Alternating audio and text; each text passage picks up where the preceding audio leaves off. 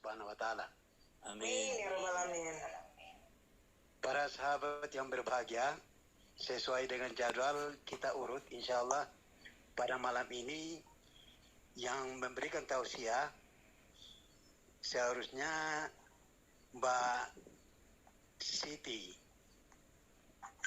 Agustini, tapi beliau berhalangan, maka itu dilompat naik, dilanjutkan oleh Ibu Ustazah Nuraini. Ya, karena itu saya kira dari tadi sudah tidak sabar untuk memberikan tausiah.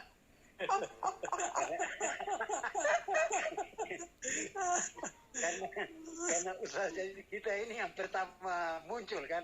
Jadi mari kita sama-sama ikuti apa yang disampaikan. Insyaallah menjadi rahmat untuk kita sekalian. Silakan. Assalamualaikum warahmatullahi wabarakatuh. Waalaikumsalam warahmatullahi wabarakatuh. Atas segala limpahan nikmatnya, karunia-Nya, sehingga malam hari ini Allah berkenan mempertemukan kita semua dalam sebuah acara silaturahim yang insya Allah mudah-mudahan silaturahim ini akan memanjangkan usia kita, akan menambah rezeki kita, insya Allah akan menggugurkan dosa-dosa kita.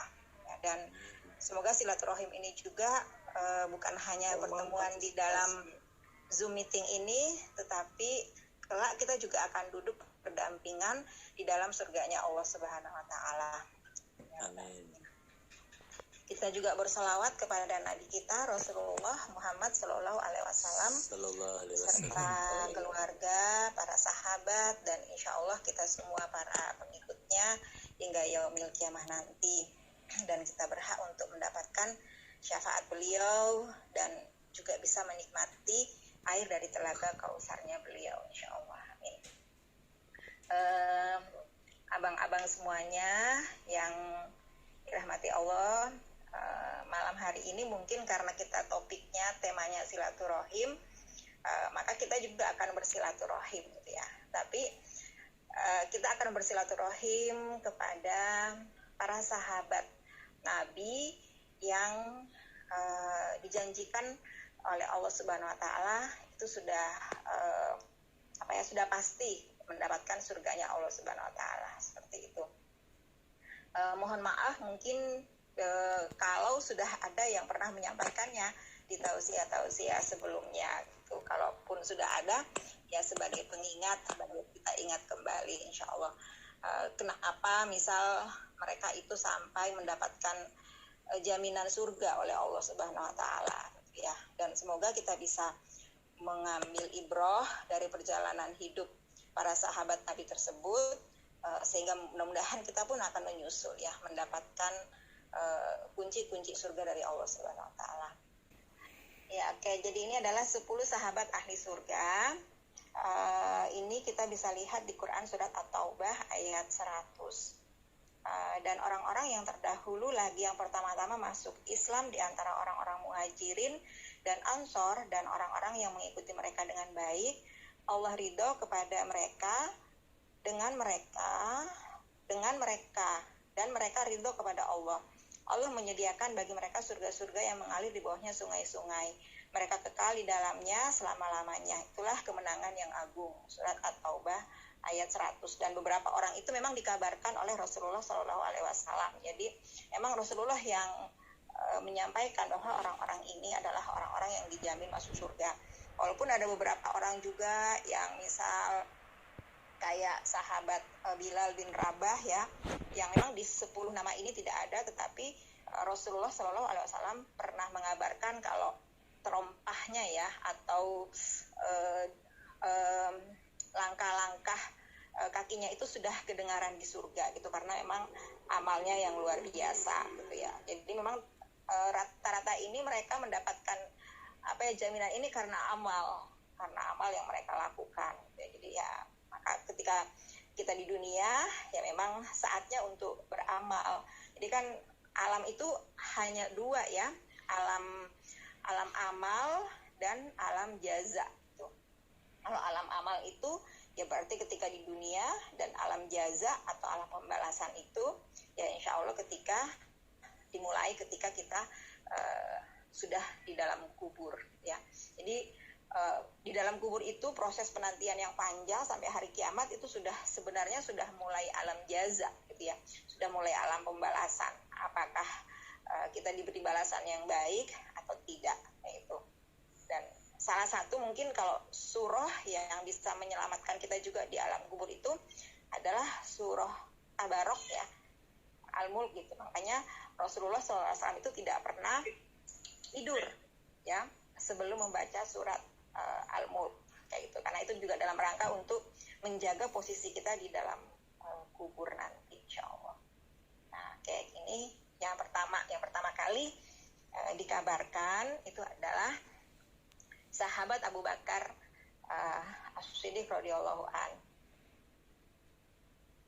Nah ini sedikit biografi beliau. Nah beliau adalah khalifah pertama sesudah wafatnya Rasulullah SAW. Selain itu, Abu Bakar juga merupakan laki-laki pertama yang masuk Islam. Pengorbanan dan keberanian beliau tercatat dalam sejarah. Bahkan di dalam Quran, ini juga surat At-Taubah ayat ke-40. Sebagaimana berikut, jikalau tidak menolongnya Muhammad, maka sesungguhnya Allah telah menolongnya, yaitu ketika orang-orang kafir atau musyrikin Mekah mengeluarkannya dari Makkah, sedang dia salah seorang dari dua orang, yaitu Rasulullah dan Abu Bakar, ketika keduanya berada di dalam gua. Di waktu itu dia berkata kepada temannya, janganlah berduka cita, sesungguhnya Allah bersama kita. Maka Allah menurunkan ketenangan kepada Muhammad dan membantunya dengan tentara yang kamu tidak melihatnya. Dan Allah menjadikan seruan orang kafir itu adalah rendah. Dan kalimat Allah itulah yang tinggi. Maka Allah maha perkasa lagi maha bijaksana. Abu Bakar Siddiq ini meninggal dalam umur 63 tahun dan beliau meriwayatkan sekitar 142 hadis kayak gitu. Ya, memang Abu Bakar Siddiq ini salah seorang sahabat yang kita tahu sangat luar biasa gitu ya. Keimanannya, kepercayaannya kepada Rasulullah SAW dan juga apa yang dibawanya gitu. Kita tahu ada hadis juga yang mengatakan bahwa jika imannya Abu Bakar As-Siddiq itu ditimbang ya bersama-sama dengan timbangan keimanan seluruh kaum muslimin setelahnya, maka masih lebih berat timbangan imannya Abu Bakar As-Siddiq. Jadi karena luar biasa beliau mempercayai apa yang diturunkan, apa yang dibawa oleh Nabi SAW. Kalau yang di Quran surat At-Taubah ayat 40 ini memang menceritakan ketika proses hijrah. Jadi memang ketika proses hijrah itu, jadi kan kalau fase penyebaran Islam ya, fase penyebaran Islam itu yang terkenal itu kan ada 3 gitu ya. Ketika fase di Makkah, ketika fase di Madinah, dan juga ada satu fase sendiri yang itu oleh para pakar sejarah dijadikan sendiri, itu adalah fase hijrah gitu ya.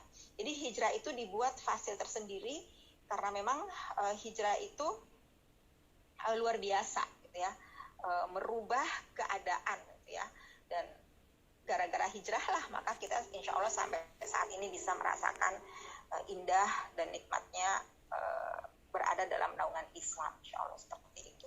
Makanya dia dijadikan fase tersendiri. Dan hijrah juga di dalam Islam itu kan bukan yang pertama ketika Rasul hijrah bersama dengan Abu Bakar ke Madinah gitu. Tetapi ada beberapa kali hijrah gitu ya Rasul dan para sahabat. Jadi ke Habasyah itu yang pertama. Dan Habasyah sendiri itu ada 2 kali hijrahnya. Jadi ke Habasyah pertama dan Habasyah kedua gitu ya. Dan Rasul juga pernah hijrah ke Taif gitu ya. Dan kita tahu perlakuan apa yang Rasul dapatkan di Taif itu sungguh sangat luar biasa, menyedihkan, dan kita tahu sampai malaikat penjaga gunung itu meminta izin ya kepada Rasulullah untuk menghabisi penduduk Taif ketika itu karena perlakuan yang begitu zolim kepada Nabi kita SAW ya. Tetapi apa kata Rasul? Rasul tidak mengizinkan malaikat untuk melakukan itu karena kata Rasul mereka adalah orang-orang yang tidak tahu. Bahkan Rasul mendoakan semoga saja insya Allah nanti dari penduduk Taif akan lahir para penghafal Al-Quran itu.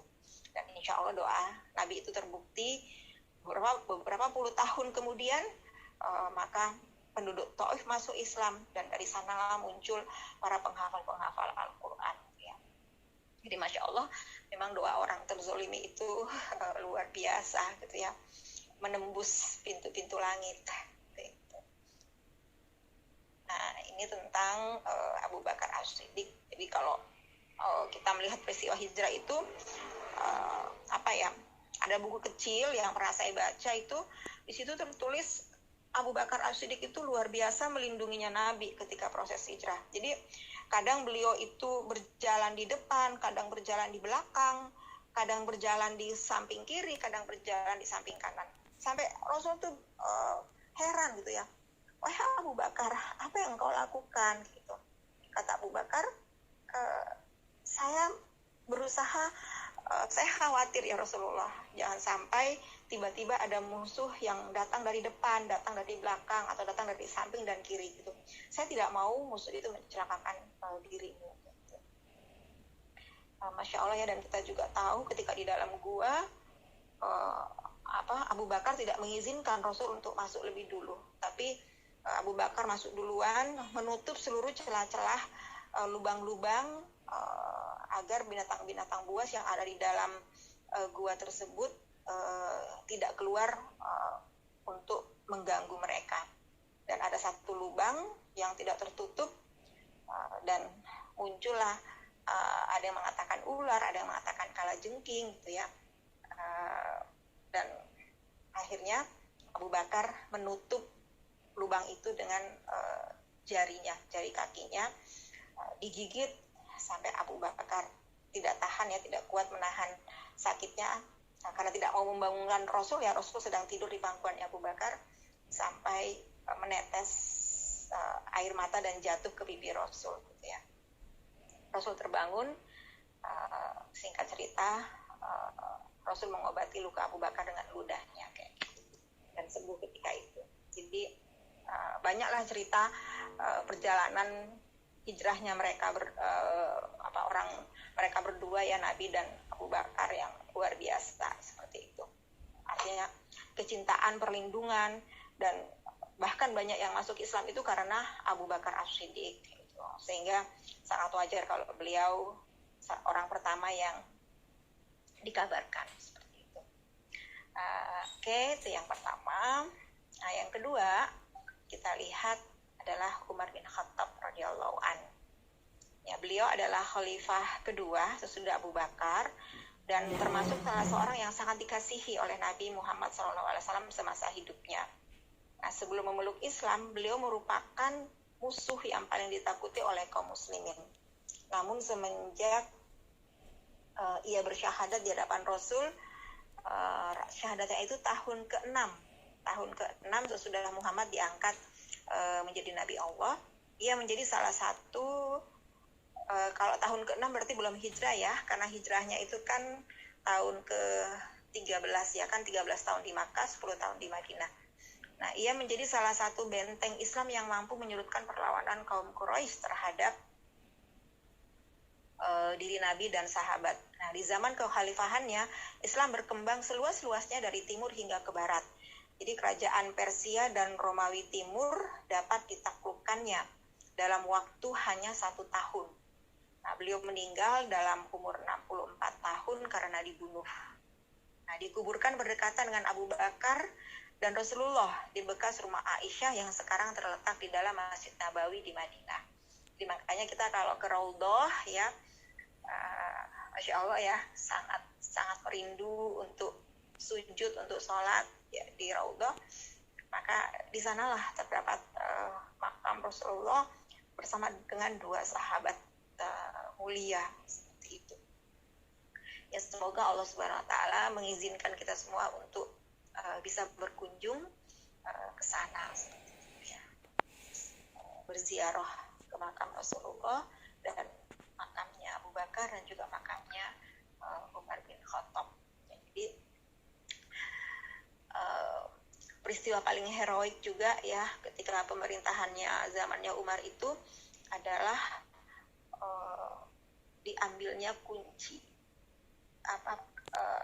Baitul Maqdis ya.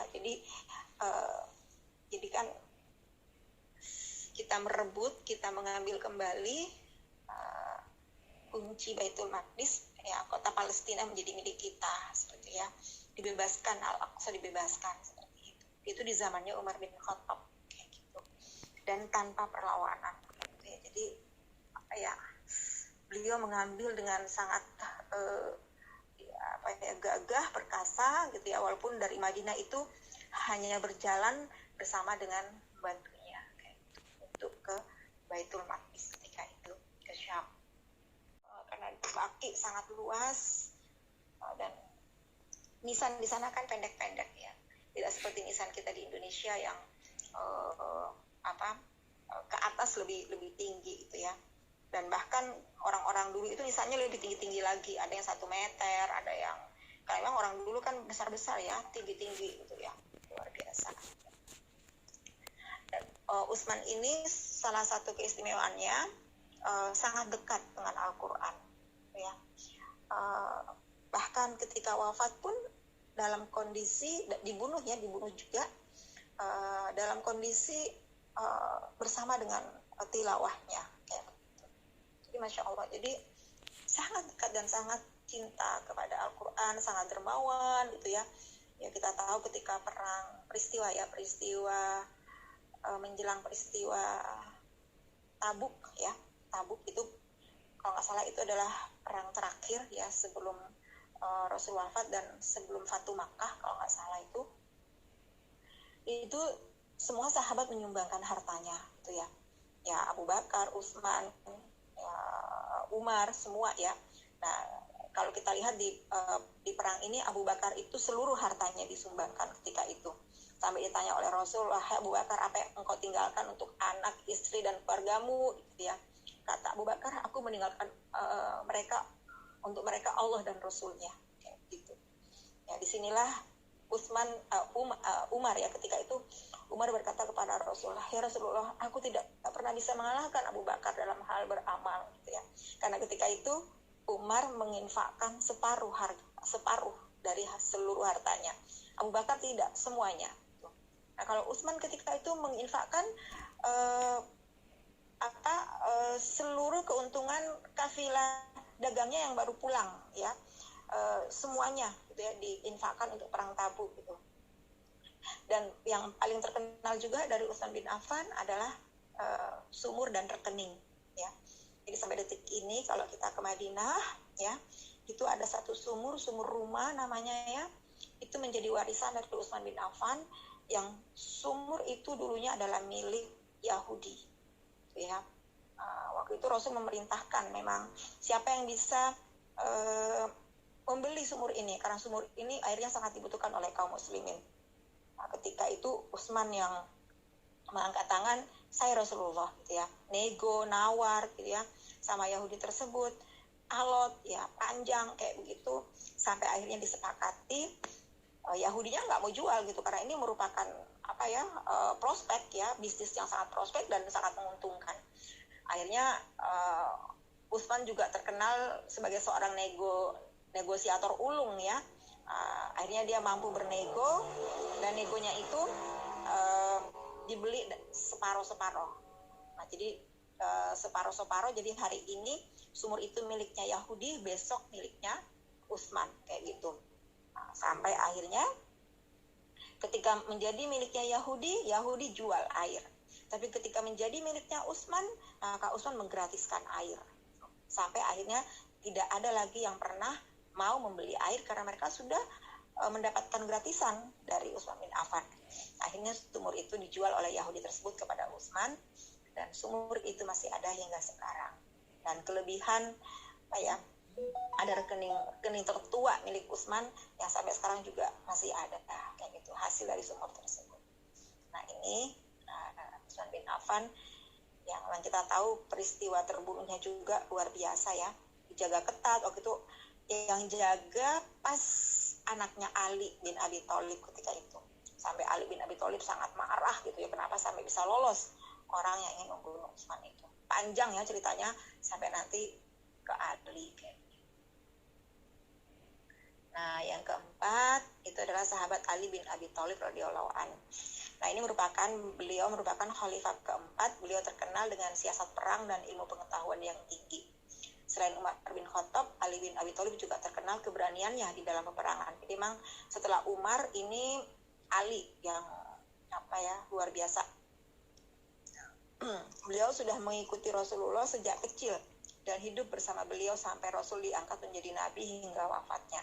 Nah, Ali bin Abi Thalib meninggal dalam umur 64 tahun dan dikuburkan di Kufah atau Irak sekarang ya. Jadi kalau kita pengen berziarah ke kuburannya Ali, kita ke Irak dulu. Oke, insya Allah jauh. Dan beberapa peninggalannya Ali itu bisa kita lihat di museum di Istana Topkapi, Turki. Ya, di sana ada semua. Jadi beberapa peninggalan para sahabat itu ada di situ. Ya, pedangnya Ali, pedangnya Umar, pedangnya Rasulullah, pedangnya Utsman, kayak gitu. Dari semua pedang itu yang paling kecil pedangnya Abu Bakar. Nah, emang Abu Bakar itu dari sisi perawakan, postur tubuh itu antara mereka berempat ini, khalifah ini Abu Bakar yang paling kecil. Kayak gitu. Tapi walaupun fisiknya kecil, keimanannya paling besar. Kayak gitu. Ya, Masya Allah. Ya. Nah, kalau Ali kan dikenal dengan dua mata pedang ya. Jadi pedangnya itu ada dua sisi, ujungnya tuh dua kayak begitu. Nanti bisa lihat kalau Allah memberikan, mudah-mudahan Allah memberikan kita kesempatan, kita bisa melihat napak tilas sejarah Islam di Turki.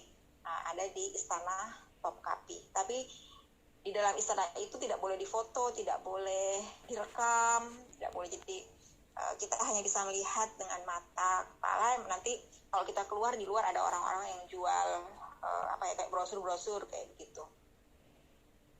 Nah, ini Ali bin Abi Thalib ya. Nanti banyak lah insya Allah. Yang paling sedih adalah nanti keluarga beliau ya di Karbala, seperti itu, sangat menyedihkan. Nah, yang kelima adalah Tolha bin Abdullah radhiyallahu an. Nah, beliau ini masuk Islam dengan perantaraan Abu Bakar As-Siddiq radhiyallahu an. Selalu aktif di setiap peperangan selain perang Badar.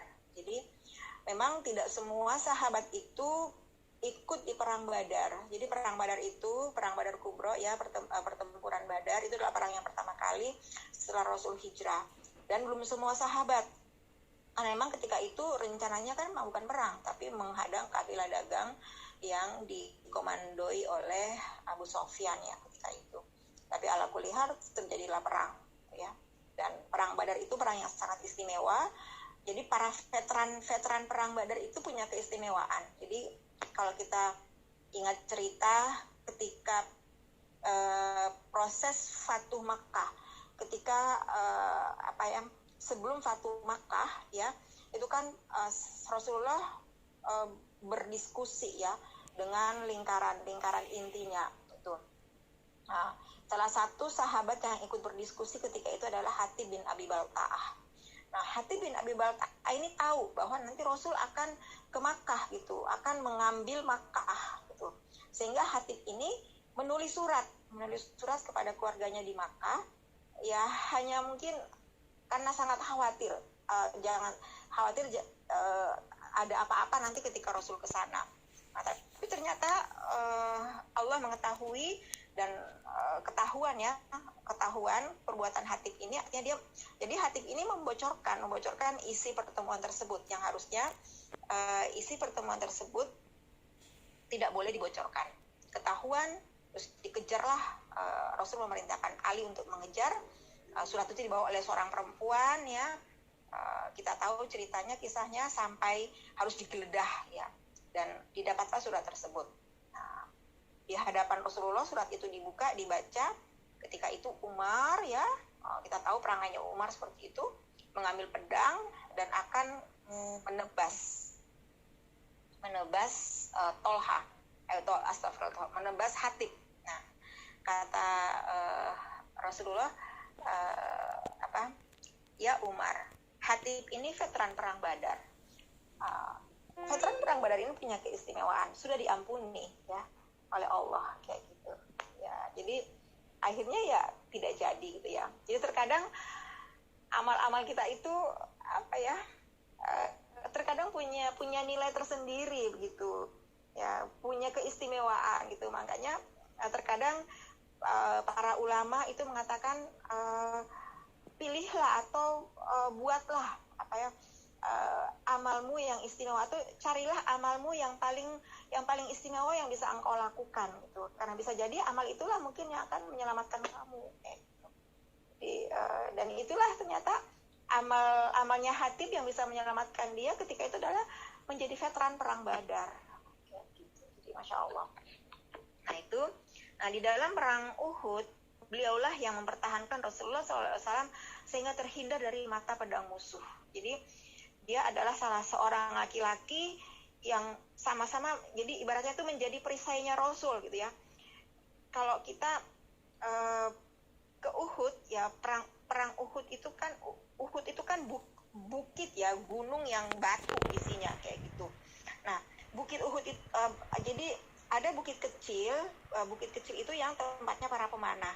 Nah, ketika pemanah itu tidak atau melanggar perintah Rasul, itu kan ketika Rasul terdesak, itu Rasul itu bukan di bukit kecil itu posisinya, itu sampai terdesak naik sampai ke sekitaran pertengahan gunung yang sangat apa ya, batu ya, bagaimana Rasul naik sampai ke atas. Kita tahu perang Uhud itu luar biasa menyakitkan, menyedihkan gitu ya, karena memang ketidaktaatan para sahabat ketika itu yang berada di posisi bukit kayak gitu.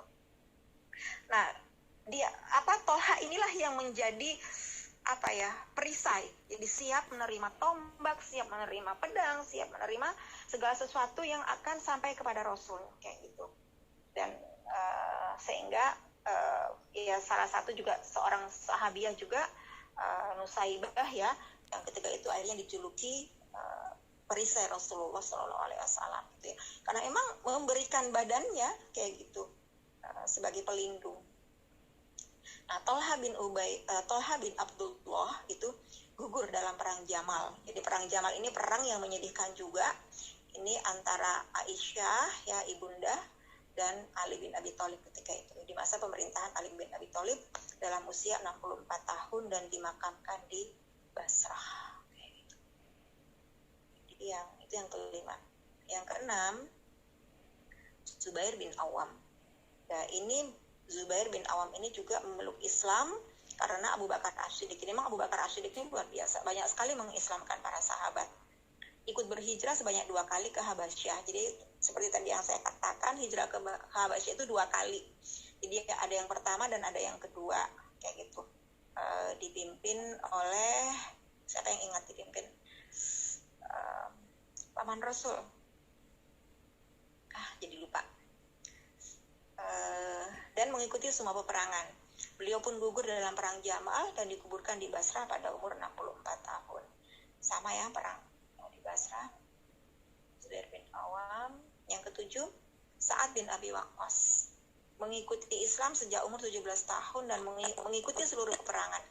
Pernah ditawan musuh, lalu ditebus oleh Rasulullah dengan kedua ibu bapaknya sendiri sewaktu perang Uhud. Meninggal dalam usia 70 tahun, ada yang melewatkan 82 dan dikuburkan di Baqi. Nah, kalau di Baqi, kita masih bisa nengok. Yang ke-8, Sa'id bin Zaid. Sudah Islam sejak kecilnya, mengikuti semua peperangan kecuali perang Badar. Beliau bersama Tolha bin Abdullah pernah diperintahkan oleh Rasul untuk memata-matai gerakan musuh Quraisy. Meninggal dalam usia 70 tahun, dikuburkan di Baqi. Jadi Bapak Ibu, abang-abang semua atau kakak-kakak semua, di rumah kami itu punya buku lumayan tebal, segini tebalnya, itu memang berisi 60 kisah sahabat Rasul gitu ya. Jadi maksudnya ada 60 kisah tebal, jadi masing-masing dikisahkan dengan cukup detail. Kalau yang di sini cuman ya hanya sekedar mengetahui saja, silaturahim lah istilahnya kayak gitu ya, kita kepada para sahabat.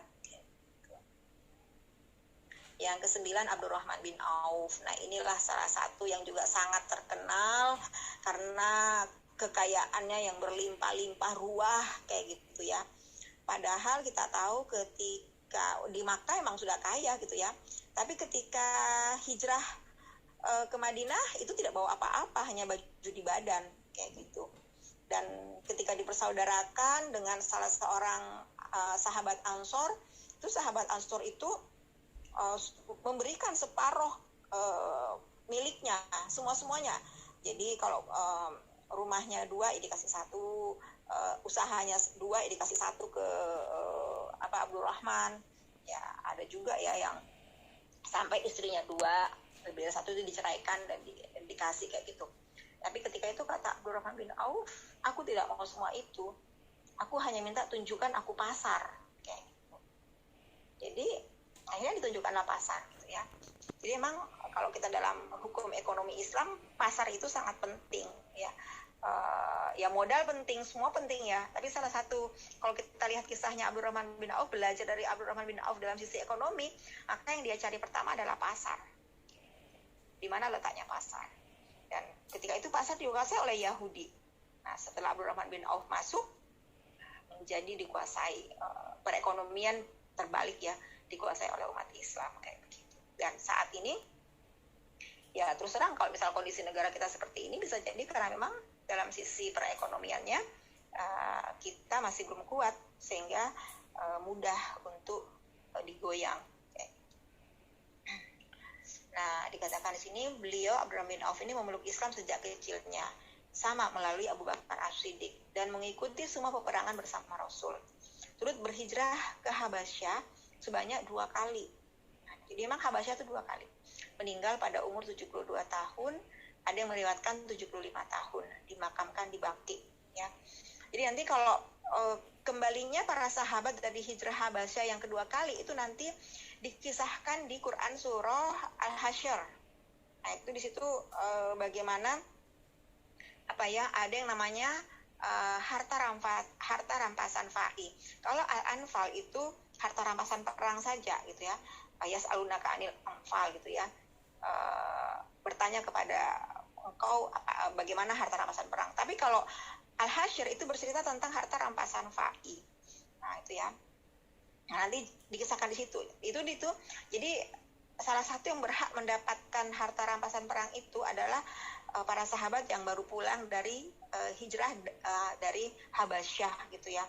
Sampai Rasul tuh waktu itu pas ketika habis perang Tabuk kalau nggak salah ya, itu sampai bingung, ya Allah, aku nih gembira yang mana gitu.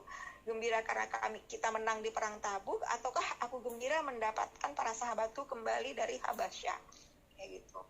Sehingga ketika itu walaupun mereka tidak, kan harta rampasan perang itu kan untuk mereka yang berperang gitu ya. Nah, walaupun mereka ketika itu tidak berperang gitu ya, tetapi berhak mendapatkan harta. Nah, namanya harta rampasan fa'i. Ya, ada di Quran surat Al-Hasyr, nanti bisa dibaca tafsirnya. Gitu ya. Nah, ini Abdurrahman bin Auf ya. Yang ke-10 yang terakhir Abu Ubaidillah bin Jarrah. Masuk Islam bersama Utsman bin Mat'un. Turut berhijrah ke Habasyah pada periode kedua dan mengikuti semua peperangan bersama Rasulullah SAW. Meninggal pada tahun 18 Hijriah di Urdun, Syam, karena penyakit tipes ya sekarang, dan dimakamkan di Urdun yang sampai saat ini masih sering diziarahi oleh kaum muslimin. Nah, Bapak-bapak, Ibu-ibu semua, ini adalah sedikit mungkin yang bisa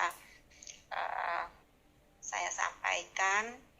Hanya membaca saja sebenarnya seperti itu. Mudah-mudahan insya Allah apa yang tersampaikan ini bisa kita ambil ibrohnya dari masing-masing para sahabat terkemuka tersebut gitu ya.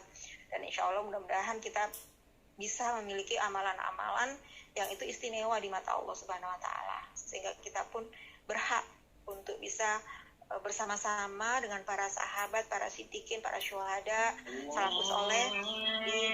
Jadi itu sebagai itu bahwa Rasul itu enggak, beliau sebagai pribadi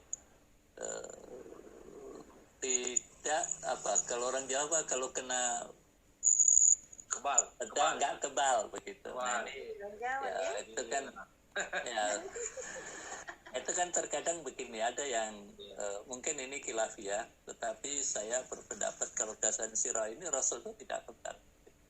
Jadi itu sebagai contoh bahwa terkadang kita perlu membaca sejarah. Mungkin kita juga perlu membaca sejarah Islam di Indonesia supaya kita juga penting bagaimana perjuangan para wali, para pendahulu kita ya, yang itu luar biasa ya, termasuk ya kita kalau ini ya terutama kita di Papua Barat ini kan punya ya, kalau saya pribadi berpikir kita punya tanggung jawab sejarah untuk ya sama-sama tetap memperjuangkan mendakwakan Islam, karena kalau lihat dari sejarah ini kan dibawa dari Aceh kemudian ke Jawa sampai di Ternate Tidore kemudian ke Papua. Itu kan luar biasa perjuangan beliau. Nah, kita pada hari ini bisa menikmati itu karena jasa para pendahulu kita. Nah, makanya ya ini alhamdulillah ya, forum ini sebagai forum silaturahim mengingatkan dan menguatkan bahwa di depan mata kita itu ada perjuangan para pendahulu kita, dan ya mudah-mudahan kita bisa meneruskan. Amin. Ya ini penting. Ya terutama kita di Papua Barat ini kan kebetulan muslimnya di depan kita begitu ya. Ya Bang Im, Bang Makli dan segala macam ya, termasuk teman-teman kita ya. Itu kan lahir dari sana, ini yang kita punya sama-sama. Ya, karena sejarah juga itu fungsi untuk semangat kejuangan. Ini yang makanya dulu waktu Pak Menteri Pendidikan ingin menghilangkan sejarah itu kan, karena jangan sampai jati diri kita sebagai bangsa itu hilang karena nggak tahu sejarah perjuangan bangsanya. Ini yang menjadi penting. Ya ini hanya sedikit saja. Akan mencontohi sahabat-sahabat dari Rasulullah Sallallahu Alaihi Wasallam. Baik, sebelum mengakhiri, marilah kita berdoa. Al-Fatihah. Bismillahirrahmanirrahim. Alhamdulillahi Rabbil Alamin. Ar-Rahmanir-Rahim. Iyyaka na'budu wa iyyaka nasta'in. Mustaqim. Siratal ladzina an'amta 'alaihim ghairil Amin. Amin. Amin.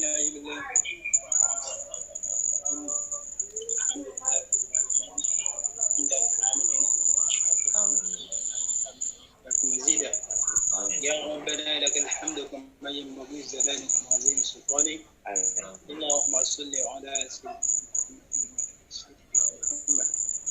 Suratan tunjina biha min jamil afani min al-afan wa taqdir ربنا بحمدك وتبلغنا ووصلنا من جميع الخيرات في الحياة وبعد الممات. سمي وسلم برحمتك يا أرحم الراحمين. رب اغفر لي ولوالدينا وارحمهما كما ربينا صغيرا ولجميع المسلمين والمسلمات والمؤمنين والمؤمنات اللهم إنك سميع مجيب دعوات ويا قوة. اللهم إنا نسأل السلامة في الدين وعافية في الجسد وزيادة في العلم والتكليف وحكمة بالحياة. اللهم احفظ إلينا في كرامة الموت من جهة الله ومن أزواجنا السنية المتقين إماما. ربنا وتقبل منا يا رب العالمين. ربنا ظلمنا خاسرين وفي الآخرة حسنة وقنا وادخلنا الجنة مع الأبرار يا عزيز يا غفار رب العالمين.